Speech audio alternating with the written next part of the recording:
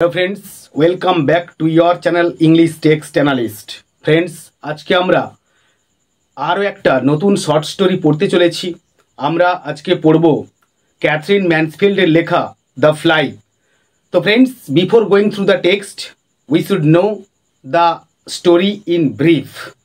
আমরা একটা অসাধারণ গল্প আজকে পড়ব এবং তার আগে আমরা আজকে বেশ কিছু কি ফ্যাক্টস আমরা একটুখানি দেখে নেব, যাতে করে আমাদের এই টেক্সটের সম্বন্ধে একটা সম্যক ধারণা তৈরি হয়। তো let's have a look at first now. The fly, written by Katherine Mansfield. আমরা একটুখানি দেখে নেব the story in brief. Written in February 1922 in Paris, published in, দুটো ধাপে এই টেক্সটটা পাবলিশড হয়েছিল। First published in the Nation and Athenaeum on March 18, 1922। Second published the Dove's Nest and other stories in 1923। যার realism type, a short story, a modernist piece. Next চলে আসবো narrative technique. The story uses interior monologue and stream of consciousness technique to capture the boss's internal thoughts and emotions. Next আমরা একটুখানি দেখে নেব যে stream of consciousness novel কি জিনিস, বা তার একটা মোর অর লেস একটা ডেফিনেশন উইথ এক্সাম্পলস আমরা একটুখানি দেখে নেব। দেখো, a variety of the psychological novel that is chiefly concerned with chronicling the mind and thoughts of the central character as that person undergoes a series of experiences. To the outside world, these experiences sometimes seem trivial, but to the central figure of the story, they are vitally important. The chief interest in this form of writing is in the consciousness on the part of the central figure of those external forces that affect him. The stream of consciousness novel is largely a 20th century development. Authors who have written this type of fiction include James Joyce, Dorothy Richardson, Virginia Woolf, and Ernest Hemingway. James Joyce's Ulysses is perhaps the best example. Next আমরা চলে আসব tone, conversational and colloquial. Colloquial মানে হচ্ছে কথোপকথনমূলক আর কি।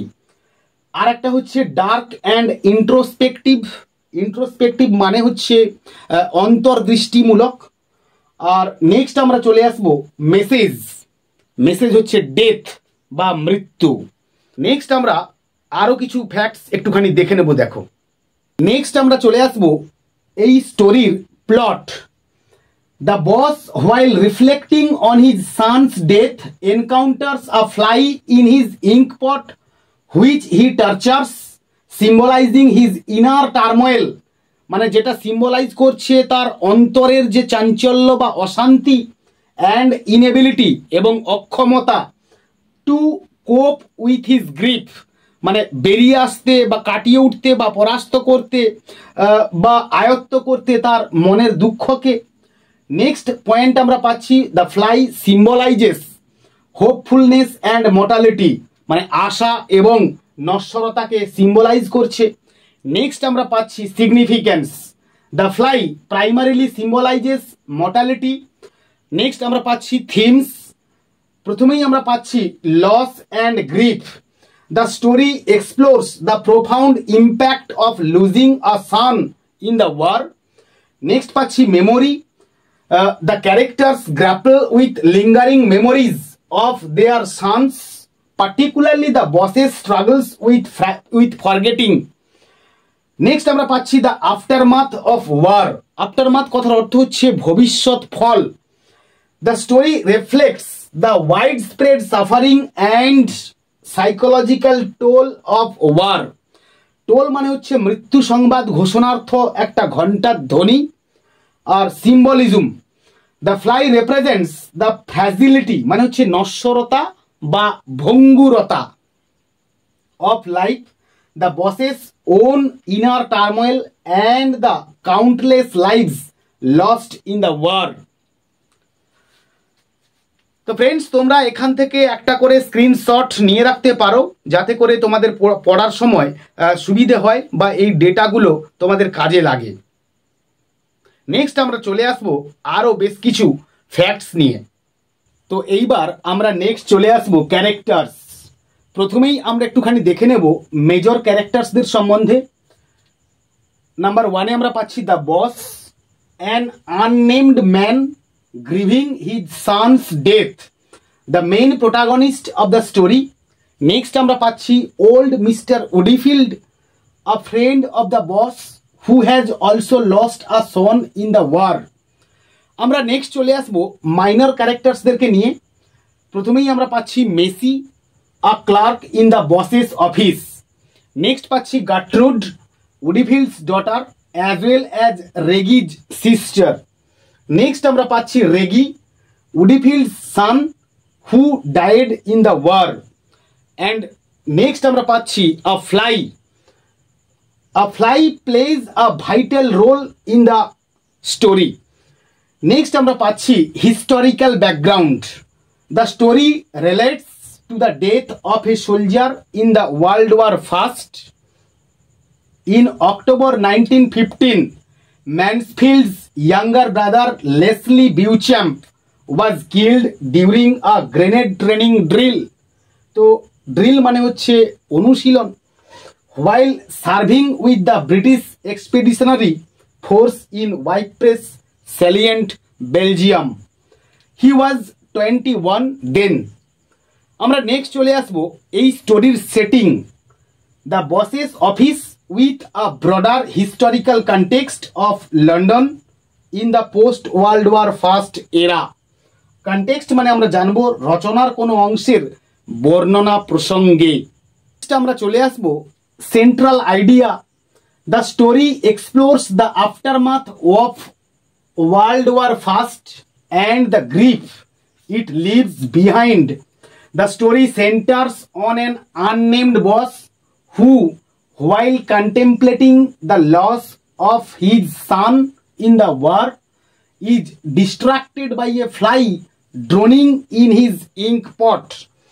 The boss's actions towards the fly are symbolic of his own internal struggles and the difficulty of processing his deep sorrow. আমরা next বেশ কিছু points আমরা একটুখানি দেখে নেব। দেখো এই স্টোরির related role of mister old Woodifield as a catalyst for the boss's memories.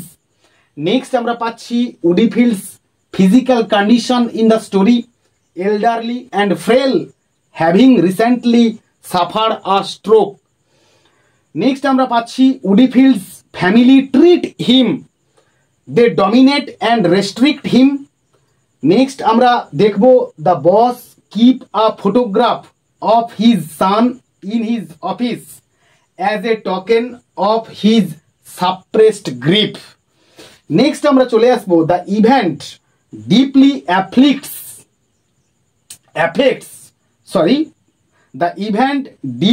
affects the boss, the death of his son in the First World War. Next আমরা চলে আসবো Mr. Woodfield's visit affect the boss to remind him of his late son. Next আমরা দেখব the object in the boss's office symbolizes his grief and control. সেটা হচ্ছে কি না, the photograph of his son. তো নেক্সট আমরা চলে আসবো, দেখো the thing triggers the boss's emotions, his daughters visiting their brother's grave. Next আমরা দেখব boss interacted with the fly in the story, he watches it struggle and deliberately drops ink on it. Next আমরা দেখব boss experienced after torturing the fly a feeling of emptiness and confusion. Next আমরা দেখব significance of the fly's repeated attempts to escape the ink represents the resilience of life and shows the futility of human effort. And finally আমরা দেখব literary technique Mansfield used to emphasize the boss's emotions, সেটা হচ্ছে symbolism. Friends, আমরা more or less the fly নামক এই short স্টোরির কিছু কি ফ্যাক্টস বা ব্যাকগ্রাউন্ড ফ্যাক্টস আমরা ডিসকাস করলাম। আমরা নেক্সট ক্লাসে এই টেক্সট নিয়ে আমরা আসছি এবং আমরা দ্য ফ্লাই এই টেক্সটটা লাইন বাই লাইন অ্যানালিসিস করব with footnotes, word notes, expressions and annotations নিয়ে। ফ্রেন্ডস, আমার এই ক্লাস যদি তোমাদের উপযোগী মনে হয়ে থাকে তো তোমরা অবশ্যই আমার চ্যানেলটাকে সাবস্ক্রাইব করো এবং একটা লাইক দিও কিন্তু, আর বন্ধুদের মধ্যে শেয়ার করো। পরের ক্লাসে দেখা হচ্ছে টেক্সট নিয়ে। ততক্ষণ পর্যন্ত keep watching my channel, keep smiling and stay blessed.